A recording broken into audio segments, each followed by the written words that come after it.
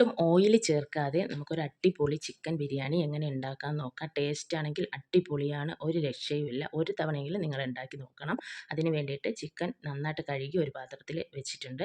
അതിലേക്ക് തന്നെ 3 സവാള, 5 പച്ചമുളക്, 2 തക്കാളി, കുറച്ച് ഇഞ്ചി വെളുത്തുള്ളി ചതച്ചത്, മല്ലിയില, പുതിനയില, കറിവേപ്പില എന്നിവ കുറച്ച് ചേർക്കാം.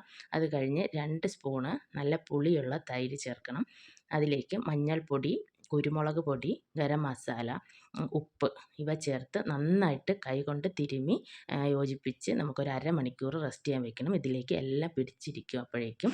അത് കഴിഞ്ഞിട്ട് 2 ഗ്ലാസ് ബിരിയാണി അരി എടുത്ത് നന്നായിട്ടൊന്ന് കഴുകിയതിന് ശേഷം നമുക്കൊന്ന് കുതിരാൻ വെക്കണം. അതും അരമണിക്കൂർ വെച്ചിരിക്കണം. അരമണിക്കൂറിന് ശേഷം 2 ഗ്ലാസ് അരിക്ക് 3.5 ഗ്ലാസ് വെള്ളം ഞാൻ തിളപ്പിക്കാൻ വെച്ചിട്ടുണ്ട്.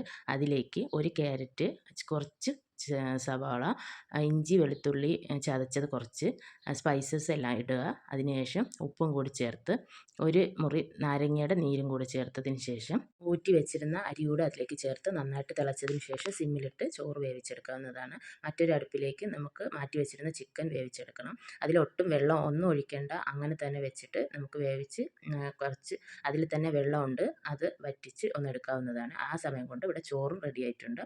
അപ്പോൾ ഇനിതാ ചിക്കൻ വെന്ത് വന്നിട്ടുണ്ട്. കുറച്ച് വെള്ളം കൂടി അതിലുണ്ട്. ആ വെള്ളം കൂടി കുറച്ച് വറ്റിയതിന് ശേഷം അതിലേക്ക് കുറച്ച് മല്ലിയില കൂടി ഇട്ട് ഈ ചോറെല്ലാം അതിലേക്ക് ചേർത്ത് കൊടുക്കണം. അത് കഴിഞ്ഞ് ഈ ചോറെല്ലാം ചേർത്തതിന് ശേഷം അതിൻ്റെ മുകളിലായിട്ട് കുറച്ച് നെയ്യ് ഒന്ന് തൂകി കൊടുക്കണം. അത്രയും മാത്രമേ ചെയ്താൽ മതി. അതിനുശേഷം അടപ്പ് അടച്ച് ഒരു വെയിറ്റ് വെച്ചിട്ട് ഒരു 10 മിനിറ്റ് സിമ്മിലിട്ട് നമുക്കൊന്ന് ദം ചെയ്തെടുക്കണം. ആ സമയം കൊണ്ട് ഒരു അടിപൊളി പുതിന ചമ്മന്തി കൂടി ഉണ്ടാക്കുക.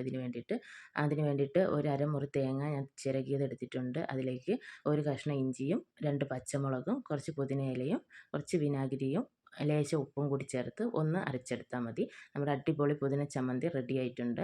ഇനി ഒരു 5-6 കഷ്ണം ഇറച്ചി ഞാൻ മാറ്റി വെച്ചിട്ടുണ്ടായിരുന്നു. അതിനെ ഒന്ന് ഫ്രൈ ചെയ്തും കൂടെ എടുക്കണം. ഫ്രൈ ചെയ്ത് അതും എടുത്തിട്ടുണ്ട്. ഇനി ഇതിലേക്ക് ഒരു സവാള അരിഞ്ഞ് അതൊരു സാലഡാക്കി മാറ്റി വെച്ചിട്ടുണ്ട്.